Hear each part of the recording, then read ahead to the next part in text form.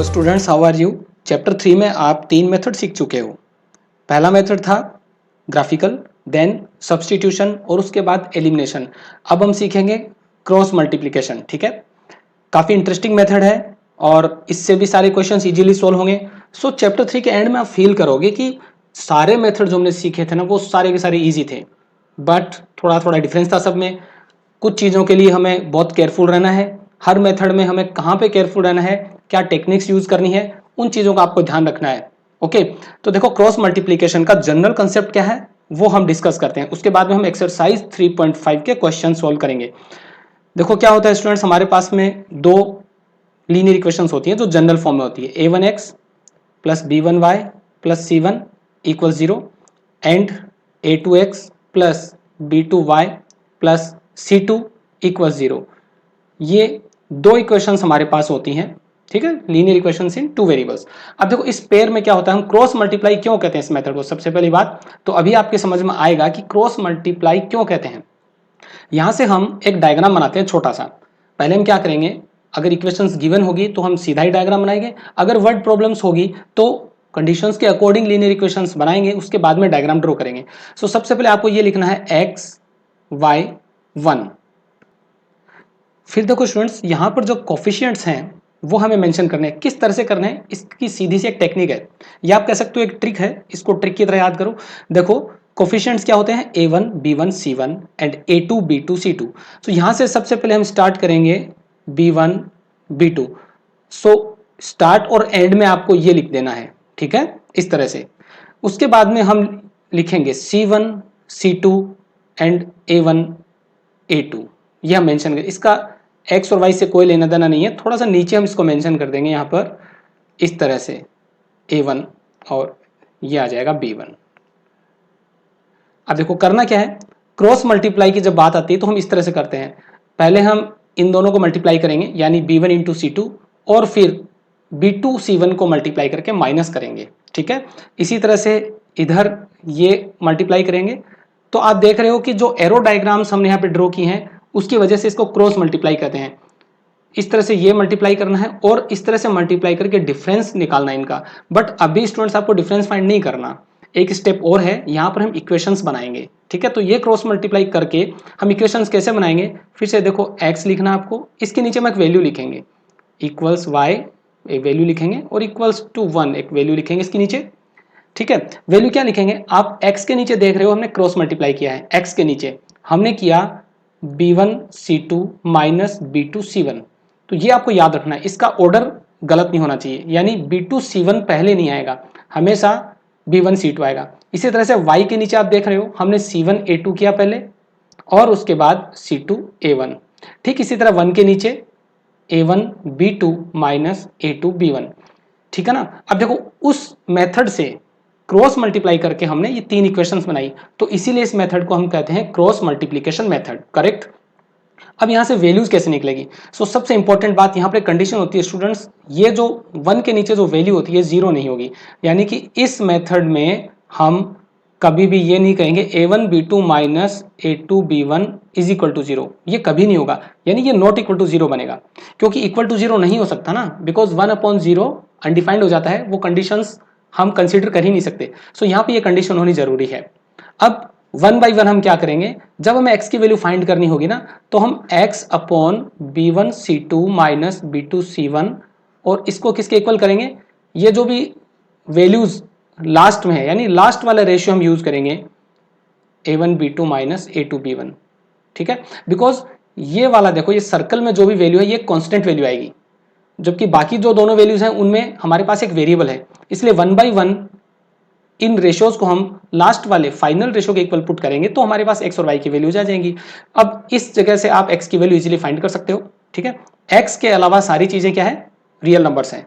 x के नीचे जो भी कुछ लिखा है b1 c2 minus b2 c1, और इधर 1 के नीचे जो भी है a1 b2 minus a2 b1, ये सारे रियल नंबर्स है। सो इजीली क्रॉस मल्टीप्लाई करके आप वैल्यू निकाल सकते हो। सिमिलरली y की वैल्यू कैसे आएगी, y upon c1 a2 minus c2 a1, इसको हम इक्वल रखेंगे लास्ट वाले रेशियो के, जो कि होगा a1 b2 minus a2 b1। तो स्टूडेंट्स इस तरह से हम क्वेश्चन से इक्वेशन बनाएंगे अगर वर्ड प्रॉब्लम होगी तो, अदरवाइज इक्वेशंस गिवन है तो वेल एंड गुड, हम इस तरह से क्रॉस मल्टीप्लाई करके आंसर निकालेंगे। तो अब हम एक्सरसाइज में चलते हैं, और थोड़ा बहुत अगर आपको कंसेप्ट समझ में आया है तो बहुत अच्छी बात है। जब हम क्वेश्चन सोल्व करेंगे ये कॉन्सेप्ट आपको बहुत अच्छे से क्लियर होगा, ठीक है। सो स्टूडेंट्स, अब एक्सरसाइज पे चलते हैं हम, और क्वेश्चंस को वन बाय वन क्रॉप करते हैं। देखो फर्स्ट क्वेश्चन, सो इधर ये हम फर्स्ट क्वेश्चन सोल्व करेंगे। क्वेश्चन की लैंग्वेज है, which of the following pairs of linear equations has unique solution, no solution और infinitely many solutions. In case there is a unique solution find it by using cross multiplication method. Very good, क्योंकि जब unique solution होगा तभी तो हम solve करेंगे उसको, ठीक है। अगर नो सॉल्यूशन होगा तो कैसे फाइंड करेंगे, बाकी कंडीशंस आपको पता है सभी। सो फर्स्ट पार्ट के लिए हम देखते हैं। फर्स्ट पार्ट, इक्वेशंस की नंबरिंग डालते हैं, x minus 3y minus 3 equals 0, ये first equation. Then 3x minus 9y minus 2 equals 0। अब देखो क्या करना है, इनके लिए हम जो कोफिशिएंट्स उनकी वैल्यूज फाइंड करेंगे। सो from equation 1 and equation 2, okay देखो हम ये कहते हैं, कंपेयरिंग लिख देते हैं हम, इजी रहेगा। So we just write comparing equation first and equation second with general form. So क्या होगा, देखो a1 सारे रेशियोज आएंगे हमारे पास। a1 कितना हो गया 1, then b1 minus 3 and c1 भी माइनस 3 होगा। इसी तरह से a2 3 होगा, b2 minus 9 and c2 minus 2। Similarly अब हम रेशियोज फाइंड करेंगे। देखो a1 upon a2 equals 1 upon 3। इसी तरह से b1 अपॉन b2 क्या होगा, माइनस 3 अपॉन माइनस 9। यहाँ पे माइनस और माइनस कैंसिल होता है तो ये भी 1 अपॉन 3 होगा। इसी तरह से c1 upon c2 minus 3 upon minus 2, again minus cancel हो जाएंगे तो 3 अपॉन 2 मिलेगा। यहाँ से रिजल्ट आप देख रहे हो, सिंस लिखते हैं, since, okay, since a1 upon a2 equals b1 upon b2 equals c1 upon c2, और ये कितना 3 अपॉन 2 है ये, ठीक है, ये है 3 अपॉन 2। तो जब ये तीनों रेशियोज इक्वल होते हैं, ओके ओके, ये इक्वल नहीं होगा ना, यहाँ पे देखो ये आएगा not equal to c1 upon c2। एक रेशियो हमारा अलग आया ना, तो पहले दो रेशियो इक्वल हो गए और लास्ट वाला रेशियो सेम नहीं है। तो देखो ये कंडीशन आपको याद होगी, हमने चैप्टर के बेसिक्स में आपने सीखा था कि अगर इस तरह की कंडीशन आती है तो गिवन जो पेयर्स होते हैं लीनियर इक्वेशंस के, वो इनकंसिस्टेंट होते हैं, यानी कि उनसे जो लाइन रिप्रेजेंट होती है ना वो पैरेलल होती है। तो यहाँ पे रीजन लिखेंगे, hence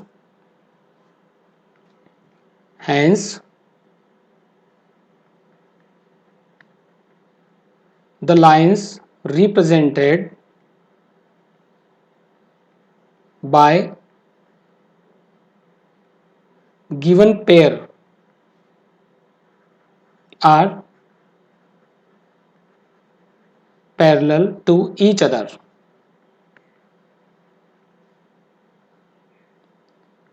So there is no solution.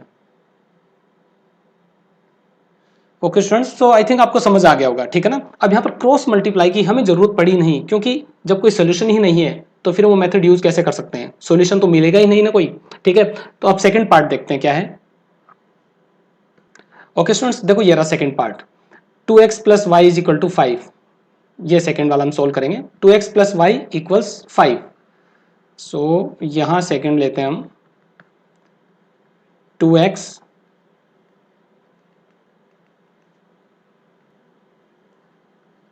Plus 5y equals 8। ये हुआ first equation, 2x plus y equal to 5 था, okay, 2x plus y equal to 5, ठीक है। और यहां होता है second, 3x plus 2y equals 8, 3x plus 2y equals 8, ये हो गया सेकेंड इक्वेशन। ओके स्टूडेंट्स, अब देखो यहां से हम इक्वेशंस को जनरल फॉर्म में कन्वर्ट करते हैं। So from equation 1 we have क्या होगा 2x plus y 2x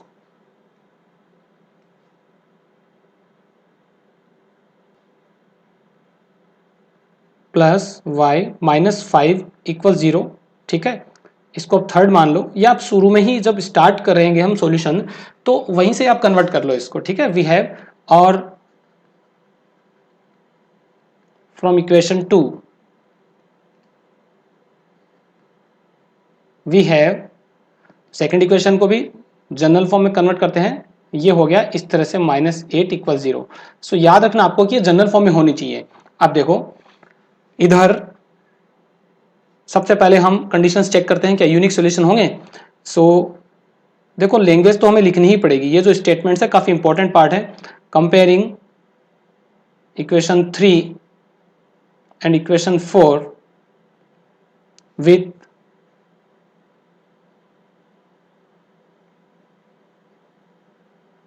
general form. देखो a1 सारे हम ये पहले वेरिएबल्स लिख लेते हैं, a1 आएगा, b1 आएगा, ठीक है, और आएगा c1, a1 b1 and c1, और फिर आएगा a2 b2 एंड c2। देखो क्या होता है, ये 2 1 -5 3 2 and -8।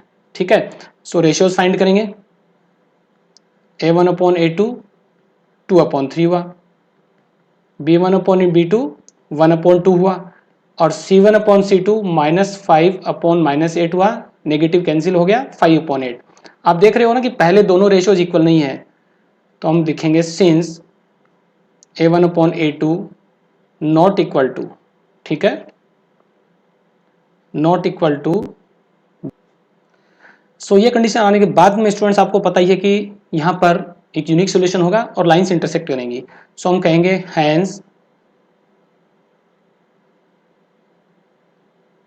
hence there is a unique solution, there is a unique solution। ठीक है,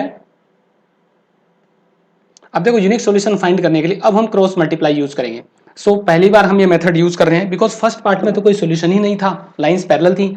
सो अब यहाँ पर आपको अच्छे से समझ आएगा। सो डायग्राम ड्रॉ करते हैं हम, आप लिख सकते हो वी ड्रॉ द डायग्राम, या फिर नहीं लिखेंगे तो भी चलेगा। सो हम वी हैव, देखो सबसे पहले क्या लिखेंगे हम, x y और 1, इधर हमारा आता है b1 b2 का फर्स्ट कॉलम। ठीक है, सो फर्स्ट और एंड पे, स्टार्ट और एंड पे हमें b1 और b2 की वैल्यूज लिखनी है। तो b1 और b2 क्या थे हमारे 1 एंड 2।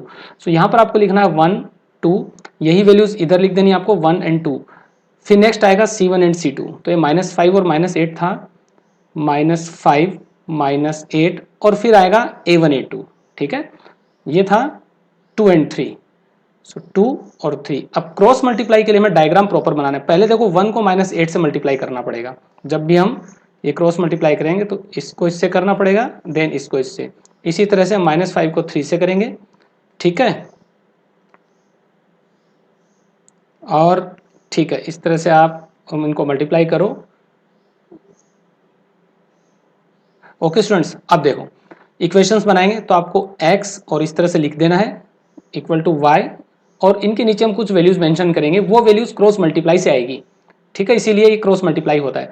सो सबसे पहले देखो 1 को -8 से मल्टीप्लाई किया तो ये हमें क्या मिला -8, लेकिन एक माइनस का साइन आपको लगाना है और यहाँ पर प्रोडक्ट लिखना है 2 और -5 का, जो होगा -10। अच्छे से आप ध्यान दो, इस मेथड में मिस्टेक हो सकती है, बहुत ज़्यादा चांसेज है। देखो 1 को -8 से मल्टीप्लाई किया, हमने वैल्यू लिख दी, देन एक माइनस का साइन हमें लगाना ही है। ठीक है ना, ये क्रॉस मल्टीप्लाई का पार्ट है, माइनस का साइन तो आपको ऑलवेज लगाना है। उसके बाद 2 और -5 का प्रोडक्ट उसको ब्रैकेट में लिखना है, बिकॉज बाद में हम ब्रैकेट रिमूव करेंगे तो साइन चेंज होगा। सो बहुत केयरफुल रहना है यहाँ पर। फिर देखो -5 को 3 से मल्टीप्लाई किया तो यहाँ पर -15, एक माइनस का साइन लगाना है यहाँ पर, देन उसके बाद ब्रैकेट में हम क्या लिखेंगे -16। ठीक इसी तरह से 1 के नीचे 2 2 जा तो 4 हो गया, और ये 3 1 जा 3 हो गया। सो सिंप्लीफाई करते हैं हम, x अपॉन, देखो -8 और ये +10 होता है, सो ये बनता है 2, राइट। देन y अपॉन, ये देखो प्लस का 16 होता है तो ये बनता है 1, और इसी तरह से 1 अपॉन ये 4 - 3 1 हो जाता है। ठीक है।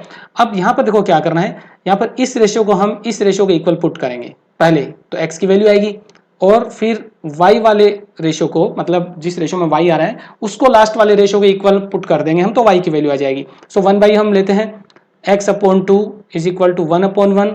सो यहाँ से क्या हुआ, x इज इक्वल टू 2 आ गया, सिंपल क्रॉस मल्टीप्लाई से आ जाएगा, है ना। And y/1 is equal to 1/1, तो यहाँ क्रॉस मल्टीप्लाई से क्या आ रहा है हमारा, y is equal to 1। So question में क्या था देखते हैं हम, क्या लैंग्वेज थी, in case there is a unique solution find it by using cross multiplication method. So ये आंसर आ गया हमारा, है ना, इसको हम यहाँ मेंशन कर देते हैं, hence x equal to 2 and y equal to 1। So I think ये मेथड समझ में आ गया होगा आपको। सो नेक्स्ट क्वेश्चन करेंगे हम, और कोई अगर डाउट रह रहा है ना आपको तो वो धीरे धीरे क्लियर हो जाएगा। ओके, देखो, from 3x minus 5y is equal to 20 we have 3x minus 5y minus 20 equal 0। इसी तरह से सेकेंड इक्वेशन को लेंगे, 6x minus 10y is equal to 40 we have 6x minus 10y minus 40 equals 0। ठीक है, अब यहाँ पर मैं आपको एक ट्रिक बताता हूँ बहुत अच्छी। देखो, बिना रेशियोज फाइंड किए हम यहाँ इस इक्वेशन को देख के बता सकते हैं कि सॉल्यूशंस कैसे होंगे।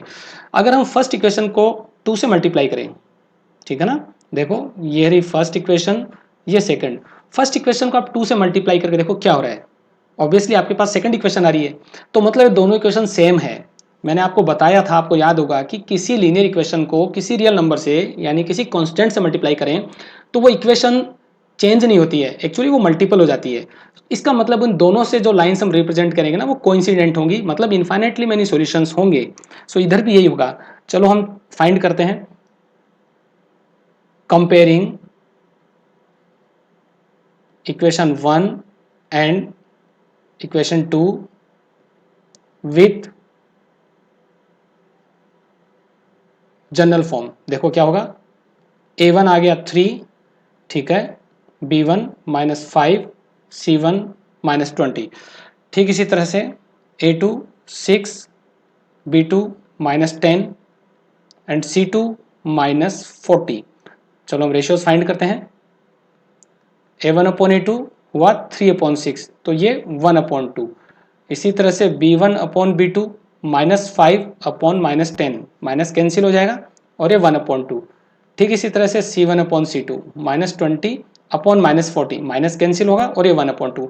सो आप देख रहे हो ना कि ये तीनों, ये देखो ये तीनों रेशियोज, ये तीनों 1/2 आ रहे हैं। ठीक है, सो जब ऐसी सिचुएशन होती है तो इनफाइनाइटली मेनी सॉल्यूशंस होते हैं। हमें लिखना है since a1/a2 equals b1/b2 equals c1/c2, और ये आ गया 1/2। सो ये रीजन हमें लिखना होगा, hence there are infinitely many solutions. ठीक है, अब इनफाइनाइटली मेनी सॉल्यूशंस है तो क्रॉस मल्टीप्लाई से हम क्या करेंगे, क्योंकि सॉल्यूशंस तो इनफाइनाइट है। सो जब यूनिक सॉल्यूशन होता है तभी हम क्रॉस मल्टीप्लाई का मेथड यूज करते हैं। तो सोल्व करेंगे हम fourth part. Okay students, fourth part, ये रहा फोर्थ पार्ट। इक्वेशंस आपके सामने है, x माइनस 3y माइनस 7 और 3x माइनस 3y माइनस 15। ठीक है, सो यहीं से हम कहते हैं इक्वेशन फर्स्ट और सेकंड, बिकॉज ये जनरल फॉर्म में है ऑलरेडी। सो अब देखो,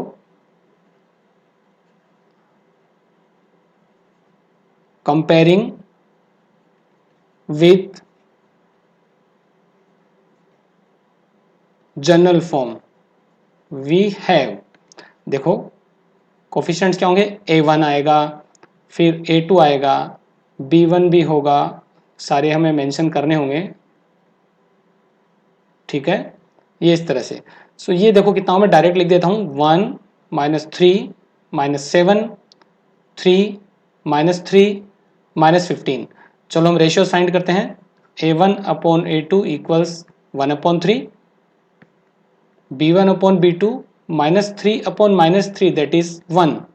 ठीक है, C1/C2 -7/-15, ये हो जाएगा 7/15। देखो नेगेटिव को तो कैंसिल कर देना है अगर न्यूमरेटर और डिनोमिनेटर दोनों में नेगेटिव है। यहां देखो आप, since A1/A2 not equal to B1/B2, देख सकते हो easily, 1/3 not equal to 1। So हम रिजल्ट क्या देंगे यहां पर, hence given pair of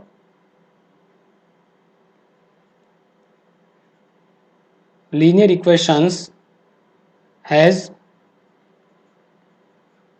unique solution. ठीक है ना, यूनिक सॉल्यूशन होगा। अब हम क्रॉस मल्टीप्लाई यूज करेंगे यूनिक सॉल्यूशंस के लिए। सो वी हैव, देखो वही चीजें हैं, वही सब कुछ, वही कंसेप्ट रहेगा। एक्स वाई 1 लिखा और दोनों तरफ हम B1/B2 लिखेंगे। तो क्या था B1 और B2, -3 एंड -3, यहाँ पे -3, ये -3, और लास्ट में भी हमें यही लिखना है। बीच में आएगा C और A का कॉलम। सो C1 C2 क्या होगा, -7 एंड -15। देखो -7 -15, और A1 A2 क्या था, 1 एंड 3। ठीक है, ये 1 एंड 3। सो इक्वेशंस बनानी, हम इक्वेशंस बनाएंगे तो पहले क्रॉस मल्टीप्लाई, ये क्रॉस मल्टीप्लाई। ठीक है, ये डायग्राम आपको एज इट इज ड्रॉ करना है स्टूडेंट्स, एज इट इज यही ड्रॉ करना है। उसके बाद में एक्स के नीचे हम क्या लिखेंगे, देखो सबसे पहले बेसिक जो इक्वेशन की जो स्ट्रक्चर है ना, पहले वो लिख लेते हैं। इस तरह से x/y/1 बीच में इक्वल लगा देने हैं। अब क्रॉस मल्टीप्लाई, सो बहुत केयरफुल रहना है, यहाँ पर माइनस का साइन है ना। देखो -3 को -15 से किया, सो यहाँ पर क्या मिला अपने को। आप अगर डायरेक्ट नहीं कर सकते हैं, कोई प्रॉब्लम आ रही स्टूडेंट्स, तो यहाँ पर आप एक स्टेप और बढ़ा सकते हो। ठीक है ना, स्टेप कैसे बढ़ाओगे, देखो -3 को हम -15 से मल्टीप्लाई करेंगे, देन माइनस साइन यूज करेंगे, उसके बाद में -3 को -7 से करेंगे। तो ये माइनस आपको हर बार यूज करना है। अच्छा, y के नीचे देखो क्या आ रहा है, y के नीचे है -7 × 3 और माइनस, देन 1 को मल्टीप्लाई करना है -15 से। ठीक है, और उसके बाद में 1 के नीचे हम क्या वैल्यूज लेंगे, देखो 1 को मल्टीप्लाई करना है -3 से, एक माइनस हमें ऑलरेडी पुट करना पड़ेगा, और इस 3 को हम करेंगे -3 से। ठीक है, सिंप्लीफाई करते हैं इसको, x/, देखो ये हो गया 45 माइनस, ये माइनस ऑलरेडी रहेगा और आगे की दोनों वैल्यूज पॉजिटिव बन जाएंगी, और 21। ठीक है ना, y/, देखो यही बनेगा -21, एक माइनस रहेगा ऑलरेडी, बट इनका प्रोडक्ट क्या होगा, 1 और -15 का -15, एक माइनस ऑलरेडी है, तो माइनस और माइनस मिलके प्लस बन जाएंगे जब मल्टीप्लाई होगा तो। ठीक इसी तरह से 1 × -3 होता है, और यहाँ पर आप देख सकते हो माइनस ऑलरेडी है, बट 3 × -3 -9 होता है, तो अब माइनस और माइनस मल्टीप्लाई होके प्लस बनेगा। तो यहाँ पर आप देख सकते हो कि एक स्टेप ज़्यादा बढ़ गई है, कोई दिक्कत नहीं है। अगर वैल्यूज़ आपको ज़्यादा कॉम्प्लिकेटेड और बिगर लग रही है, कि बहुत बड़ी बड़ी वैल्यूज़ के साथ और बहुत सारे माइनस के साइन के साथ डील करना है, तो आप ये स्टेप यूज़ कर सकते हो। ठीक है, सो 45 - 21 कितना हो गया, ये हो गया 4 और ये 24, देन y/, ये हो गया हमारा -6 और 1/6। ठीक है, सो अब आपको पता ही होगा क्या करना है, x/24 के साथ लेंगे हम 1/6, क्रॉस मल्टीप्लाई करेंगे तो मिलेगा 6x = 24 और x = 24/6। ठीक है, इधर x मिलेगा हमें 4। ठीक इसी तरह से y वाले रेशियो लेंगे, ये हो गया, क्रॉस मल्टीप्लाई किया, 6y = -6, ये रहा -6, और y कितना हो जाता है, -6/6। सो इधर y बन जाता है अपना -1। ओके, रिजल्ट आ गया है, तो ये वैल्यूज को मेंशन करते हैं, हैंस x = 4 एंड y = -1। तो आप देख रहे हो स्टूडेंट्स कि आंसर आ गया है। इस क्वेश्चन के लिए x और y की वैल्यूज होंगी 4 एंड -1। सो आई थिंक अब ये कंसेप्ट आपको बहुत अच्छे से क्लियर हो गया होगा।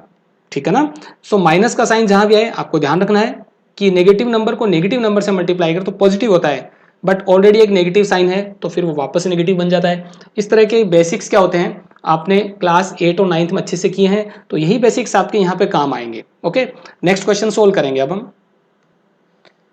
सो फर्स्ट क्वेश्चन तो कंप्लीट कर लिया हमने। ओके, 4 पार्ट्स थे, यहाँ पर सेकंड क्वेश्चन ले लेते हैं हम। सेकंड क्वेश्चन का फर्स्ट पार्ट करेंगे। सो क्वेश्चन ये है, for which values of a and b does the following pair of linear equations have an infinite number of solutions. Okay, ये क्वेश्चन गिवन है, दो इक्वेशंस हैं, ठीक है, और हमें चाहिए इनफाइनाइट नंबर ऑफ सॉल्यूशंस। तो आपको पता ही है a1/a2 equals b1/b2 equals c1/c2, यानी सारे रेशियोज इक्वल होंगे। सो कंपेयर कर लेते हैं हम यहाँ पर। सबसे पहले जनरल फॉर्म्स में लिखेंगे, ठीक है ना। सो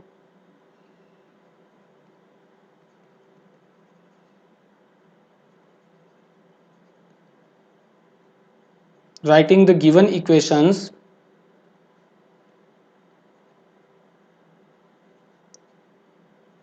in general form we have, देखो फर्स्ट इक्वेशन को हम कैसे कन्वर्ट करेंगे, 3x + 7y - 7 = 0, और सेकंड वाले को हम कहेंगे a - b * x plus a + b * y। अब बाकी सारी टर्म्स जो राइट हैंड साइड में दिख रही है आपको, उनको हम लेफ्ट में लेके आएंगे तो उसके साइन चेंज हो जाएंगे। क्या होगा, ये होगा -3a - b और प्लस का 2, ठीक है। इसके बाद में ये कंडीशन गिवन है कि ये जो पेयर है ना, इसके इनफाइनाइट सॉल्यूशंस हैं, ठीक है, इनफाइनाइट सॉल्यूशंस। तो यहाँ पर कंपेयर करेंगे हम इनको और रेशियोज फाइंड करेंगे, कंपेयरिंग विथ जनरल फॉर्म। सो यहाँ पर अब a1 b1 c1 जो भी कोफिशिएंट्स हैं उनकी वैल्यूज हम यहाँ पे मेंशन करेंगे। देखो a1 2, b1 3 और c1 -7। ठीक इसी तरह से a2 क्या होगा, देखो केयरफुली, x का कोफिशिएंट होता है a - b। इसी तरह से a2 क्या होगा, a + b, और फिर आता है c2 जो कि -3a - b + 2। Infinitely many solutions के लिए देखो, फॉर infinitely many solutions क्या कंडीशन होती है, a1/a2, ठीक है, a1/a2 equals b1/b2 equals c1/c2, है ना। सो वी हैव, ये तो एक जनरलाइज्ड फॉर्म है ना, यानी जनरल सी बात है कि जब इनफाइनाइटली मेनी सॉल्यूशंस होंगे तो कंडीशन ये होगी, लेकिन इसमें हम वैल्यूज पुट करेंगे। सो a1 क्या था 2, और ये आएगा अपॉन a - b। ठीक इसी तरह से b1 3 और अपॉन में यहाँ पे b2 था, ये ना b2, सो b2 आ जाएगा a + b, और ठीक इसी तरह से c1/c2। देखो ये कंडीशन आ गई। अब यहाँ पर हमें क्या करना होता है, इन रेशो में से दो रेशोज लेने होते हैं, ठीक है, 2 एट अ टाइम। पहले इन दोनों को लेते हैं, फर्स्ट 2 रेशियोज को, देन लास्ट 2 को हम कंसीडर कर लेते हैं, ठीक है। तो यहाँ से दो इक्वेशंस आएंगी ए और बी में, और हम उनकी सिंपली वैल्यू फाइंड कर लेंगे।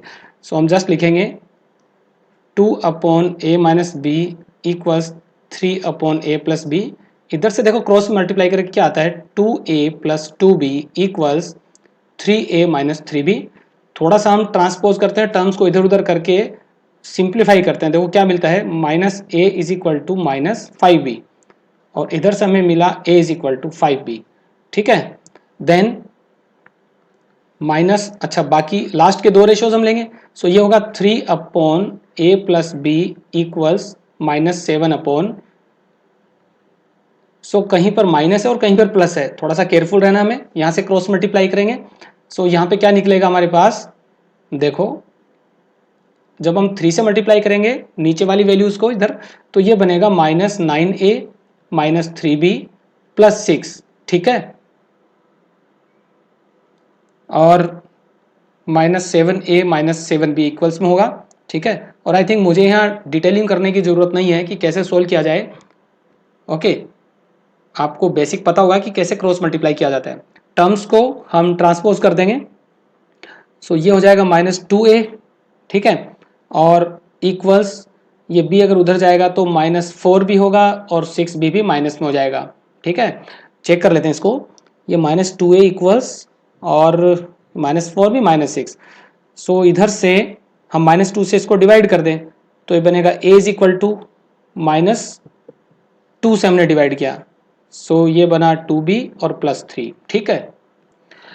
ओके स्टूडेंट्स, अब देखो इक्वेशंस हमारे पास आ गई, दो इक्वेशंस आ गई हमारे पास, और 1 और 2 का तो हमें कोई प्रॉब्लम नहीं है। तो इक्वेशंस की नंबरिंग हम यहाँ से देते हैं। देखो ये फर्स्ट थी, ये सेकंड थी।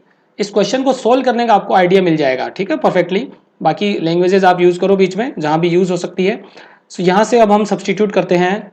देखो from equation 1 in equation 2, so first से a इक्वल टू 5b को सेकंड में पुट कर दो, तो ये हो जाएगा 5b इक्वल्स 2b प्लस 3। और यहाँ पर क्या होता है, 2b को हम लेफ्ट में लाएंगे तो ये बनेगा 3b इक्वल टू 3, और b इक्वल टू क्या होता है 3/3। तो देखो यहाँ पर b इक्वल टू 1 आ जाता है हमारा, ठीक है। और b जब 1 आ गया तो इक्वेशन 1 से हम निकाल सकते हैं, ठीक है।